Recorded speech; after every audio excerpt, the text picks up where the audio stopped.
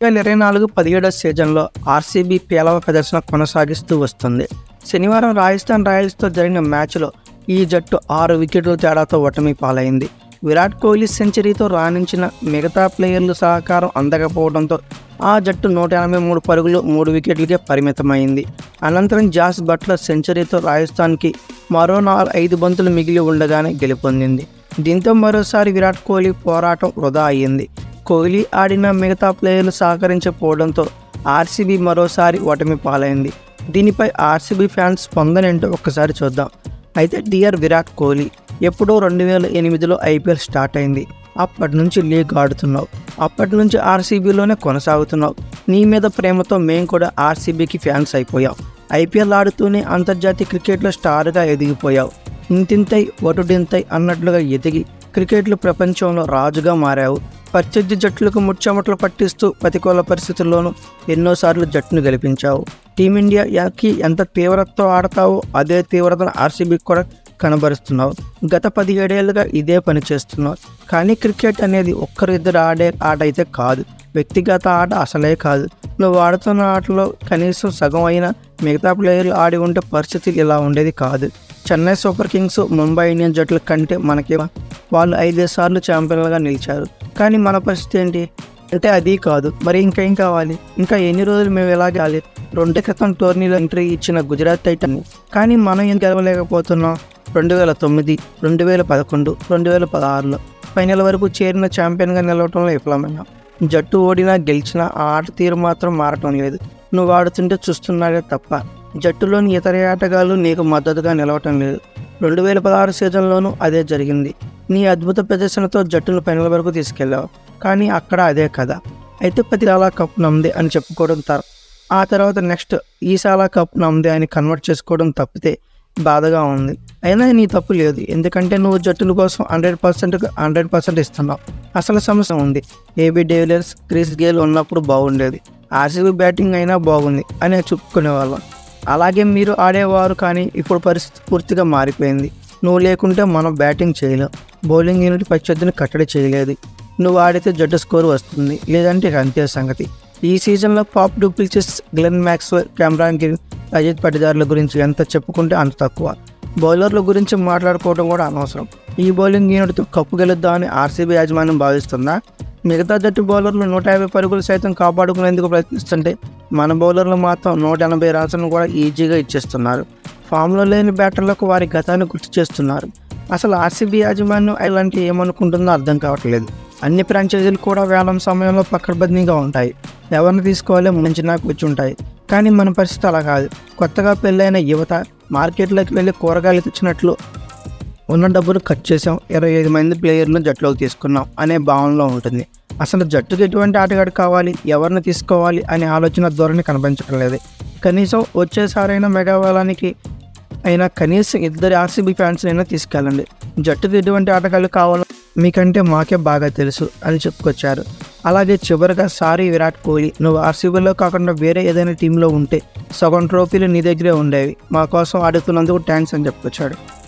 ఇలాంటి డిసప్పాయింటింగ్తో కొందరు IPL fans ఉంటే మరికొందరు మాత్రం ఐపీఎల్ 2024 రాయల్ ఛాలెంజ్ బెంగళూరు నిరాశాజనకమైన ప్రదర్శన చేస్తున్న నేపథ్యంలో ఆ జట్టులోని కీలక ఆటగాడు గ్లెన్ మ్యాక్స్వెల్పై నెటిజన్లు మండిపడుతున్నారు. ఆస్ట్రేలియా తరపున ఆడేటప్పుడు కాళ్ళు పట్టేసిన కదలలేని స్థితిలోనూ అద్వితీయమైన ఆట తీరు కనబరిచే నువ్వు ఆర్సీబీ తరపున మాత్రం ఇంకా దారుణంగా ఆడుతున్నావేంటి అని ప్రశ్నిస్తున్నారు. దేశం కోసం మాత్రం మ్యాక్స్వెల్ బాగా ఆడుతాడని, ఐపీఎల్లో కేవలం డబ్బు కోసమే ఆడుతున్నాడని బెంగళూరు ఫ్యాన్స్ అభిప్రాయపడుతున్నారు. ఐపీఎల్ 2024 రాయల్ ఛాలెంజ్ బెంగళూరు పేలవ ప్రదర్శన కొనసాగిస్తూనే వస్తుంది. 5 మ్యాచ్ల్లో ఒక్క దాంట్లో మాత్రమే గెలిచి మిగతా 4 ఓడిన ఆ జట్టు పాయింట్ల పట్టికలో చివరి స్థానంలో 3వ స్థానంలో నిలిచింది. శనివారం రాత్రి రాజస్థాన్ రాయల్స్ జరిగిన మ్యాచ్లో కోహ్లీ శతకం సాధించిన మిగతా బ్యాటర్లు రాణించకపోవడంతో ఆర్సీబీ గెలవలేకపోయింది. దీంతో బెంగళూరు అభిమానులు తెగ బాధపడిపోతున్నారు. రాజస్థాన్తో మ్యాచ్లో విరాట్ కోహ్లీ అత్యంత నెమ్మదిగా సెంచరీ చేయడం వల్లే ఆర్సీబీ ఓడిందని కొందరు అంటుంటే, మరికొందరు మాత్రం కోహ్లీ ఆడకపోయి ఉంటే బెంగళూరు ఆ మాత్రం స్కోర్ అయినా చేసేది కాదంటున్నారు. మిగతా ఆటగాళ్ళు ఎవరు ఆడుకున్నా కోహ్లీనే తప్పుపట్టడం ఎంతవరకు సమంజసం అని ప్రశ్నిస్తున్నారు.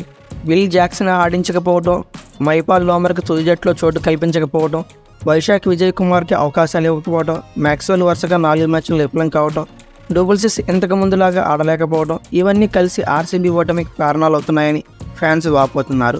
ఆర్సీబీ పేలవ ప్రదర్శన నేపథ్యంలో ఆ ఫ్రాంచైజ్ యాజమాన్యం పైన, మ్యాక్స్వెల్ పైన నెటిజన్లు వ్యక్తం చేస్తున్నారు. గతేడాది భారత్ వేదికగా జరిగిన వన్డే ప్రపంచ కప్లో ఆఫ్ఘనిస్తాన్తో జరిగిన మ్యాచ్లో ఆస్ట్రేలియా ఓటమి ఖాయమనుకున్న స్థితిలో గ్లెన్ మ్యాక్స్వెల్ అసాధారణ పోరాటంతో తన జట్టుని గెలిపించాడు. కాళ్ళు పట్టేసి కదలలేకపోయినా 4లు 6లు బాదుతూ డబుల్ సెంచరీ నమోదు చేయడంతో పాటు ఒంటి చేత్తో ఆస్ట్రేలియాకి విజయాన్ని అందించాడు. కానీ ఇప్పుడు మాత్రం ఆర్సీబీ తరఫున చెప్పుకోదగ్గ ఇన్నింగ్స్ ఒక్కటి కూడా లేకుండా చేశాడు మ్యాక్స్వెల్. దీంతో ఆస్ట్రేలియా తరఫున ఆడేటప్పుడు సర్వశక్తులు ఒడ్డి పోరాడతావు, కానీ ఆర్సీబీ తరఫున మాత్రం హాయిగా రెస్ట్ తీసుకుంటూ డగౌట్కి పరిమితం అవుతున్నావా అంటూ మ్యాక్సీపై బెంగళూరు ఫ్యాన్స్ మండిపడుతున్నారు. ఆస్ట్రేలియా కోసమే మ్యాక్స్వెల్ తనలోని బెస్ట్ క్రికెటర్ను బయటకు తీస్తాడని, కేవలం డబ్బు కోసమే ఐపీఎల్ ఆడుతున్నాడని, టీ20 వరల్డ్ కప్ కోసం ఎనర్జీని దాచుకుంటున్నాడని ఓ నెటిజన్ మండిపడుతున్నాడు. మ్యాక్స్వెల్ బ్రో ఇదేం ఫామ్, ఇంత నిలకడగా విఫలమైతే ఎలా అని టుక్ అకాడమీ సరదాగా ప్రశ్నించింది. ఈ సీజన్లో ఆడిన 4 మ్యాచ్ల్లో మ్యాక్స్వెల్ దారుణంగా ఫెయిల్ అయ్యాడు. మొదటి మ్యాచ్లో డక్అవుట్ అయితే 4వ మ్యాచ్లో డక్అవుట్ అయ్యాడు. అయితే సెకండ్ మ్యాచ్లో 3 పరుగులు, 4th మ్యాచ్లో 28 పరుగులు, 5వ మ్యాచ్లో 1 పరుగు మాత్రమే చేయగలిగాడు. 32 పరుగులు మాత్రమే చేశాడు టోటల్గా 5 మ్యాచ్లు గడిపి. అయితే అతడి స్థానంలో విల్ జాక్సన్ ఆడించాలని అభిమానులు డిమాండ్ చేస్తున్నారు. ఇదిలా ఉంటే మరొక ఎండ్లో ఇండియన్ ప్రీమియర్ లీగ్లో రాయల్ ఛాలెంజర్స్ బెంగళూరు వైఫల్యానికి ప్రధాన కారణం స్టార్ ఆటగాళ్లే అని టీమిండియా మాజీ ప్లేయర్ అంబటి రాయుడు పేర్కొన్నాడు. అందుకు గల కారణాలను సైతం విశ్లేషించాడు. ఇదే కొనసాగితే ఆ జట్టు కప్పు గెలవలేదని వ్యాఖ్యానించాడు. రాజస్థాన్ రాయల్స్తో మ్యాచ్లో కోహ్లీ చేసిన సెంచరీ అతడి కెరీర్లో అత్యుత్తమ సెంచరీలో ఒకటని చెప్పి రాయుడు పేర్కొన్నాడు. ఇండియన్ ప్రీమియర్ లీగ్ 2024లో రాయల్ ఛాలెంజర్స్ బెంగళూరు పేలవ ప్రదర్శన చేస్తుంది. విరాట్ కోహ్లీ పరుగుల వరద పారిస్తున్న మిగతా ప్లేయర్లు తేలిపోవడంతో ఆ జట్టు వరుస ఓటములు నమోదు చేస్తుంది. పేలవైన బౌలింగ్ సైతం ఆ జట్టు ప్రతికూలంగా మారింది. 2008 నుంచి ఐపీఎల్లో ఆడుతున్న ప్రతిసారి ఈసాలా కప్ నమ్మదే అని అనుకోవడమే కానీ ఆర్సీబీ మాత్రం ఒక్కసారి కూడా టైటిల్ గెలవలేకపోయింది. ఈ నేపథ్యంలో ఆర్సీబీ కప్పు గెలవలేకపోవడానికి గల కారణాలను టీమిండియా మాజీ ప్లేయర్ అంబటి రాయుడు వివరించాడు. రాయల్ ఛాలెంజర్స్ బెంగళూరు ప్రదర్శనపై తన అభిప్రాయాన్ని కూడా వెల్లడించాడు.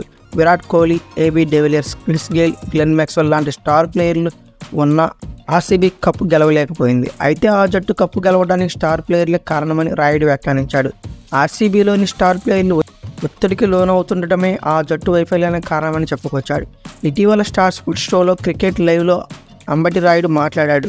ఆర్సీబీ బౌలర్లు ధారాళంగా పరుగులు ఇస్తారు, ఇక బ్యాటింగ్ విభాగం కూడా సరైన ప్రదర్శన చేయదు. ఒత్తిడి సమయాల్లో బ్యాటింగ్ చేస్తున్న వాళ్ళంతా భారత యువ బ్యాటర్లే. భారీ మొత్తంలో తీసుకుంటున్న అంతర్జాతీయ స్టార్ ప్లేయర్లు టాప్ ఆర్డర్లో బ్యాటింగ్ చేస్తారు. కీలక సమయాల్లో క్లిష్ట పరిస్థితుల్లో వారంతా డ్రెస్సింగ్ రూమ్లోనే ఉంటారు. రాణించాల్సిన బాధ్యత భారతీయ ఆటగాళ్లపై పడుతుంది. గత 16 ఏళ్లుగా ఇదే జరుగుతుంది.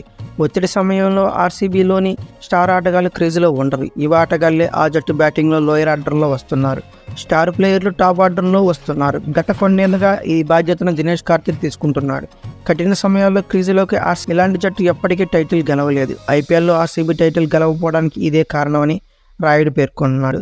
కాగా శనివారం రాజస్థాన్ రాయల్స్తో జరిగిన మ్యాచ్లో విరాట్ కోహ్లీ 67 బంతుల్లో సెంచరీ చేశాడు. ఇది ఐపీఎల్లో స్లోయెస్ట్ సెంచరీ. అంతకుముందు మనీష్ పాండే సైతం 67 బంతుల్లోనే సెంచరీ చేశాడు. కోహ్లీ నెమ్మదిగా బ్యాటింగ్ చేయడం కూడా ఆర్సీబీ ఓటమి కారణమైందని వాదనలు వినిపిస్తున్నాయి. దీనిపై కూడా రాయుడు స్పందించాడు. విరాట్ కోహ్లీ అద్భుతంగా ఆడాడని, ఈ మ్యాచ్లో స్ట్రైక్ రేట్ గురించి మాట్లాడే ముందు జట్టులోకి ఇతర ఆటగాళ్ల ప్రదర్శన గమనించాలని కోరాడు. తన దృష్టిలో విరాట్ కోహ్లీ అత్యుత్తమ సెంచరీలో ఇది ఒకటని చెప్పి రాయుడు పేర్కొన్నాడు. ఈ మ్యాచ్లో గ్లెన్ మ్యాక్స్వెల్, కెమెరాన్ గ్రీన్ కంటే ముందు దినేష్ కార్తీక్ క్రీజులోకి రావాల్సిందని చెప్పుకొచ్చాడు. విరాట్ కోహ్లీ సెంచరీతో రాణించడంతో రాజస్థాన్ రాయల్స్ మ్యాచ్లో ఆర్సీబీ శనివారం 183 పరుగులు 3 వికెట్లు పరుగులు చేయగలిగింది. అనంతరం రాజస్థాన్ మరో 5 బంతులు మిగిలి ఉండగానే గెలుపొందింది. జాస్ బట్లర్కి 100వ మ్యాచ్ కాగా విన్నింగ్ షాట్ 6తో మలిచిన అతడు జట్టును గెలిపించడంతో పాటు సెంచరీ కూడా పూర్తి చేసుకున్నాడు. అయితే రిమైనింగ్ మ్యాచెస్కైనా ఆర్సీబీ కోలుకుంటుందని మీరు అనుకుంటున్నారా? అసలు ఆర్సీబీ ఈ ఇయర్ ప్లే ఆఫ్స్కి వెళ్ళే అవకాశం ఉందని మీరు అనుకుంటున్నారా? కామెంట్ బాక్స్లో పిన్ చేయండి.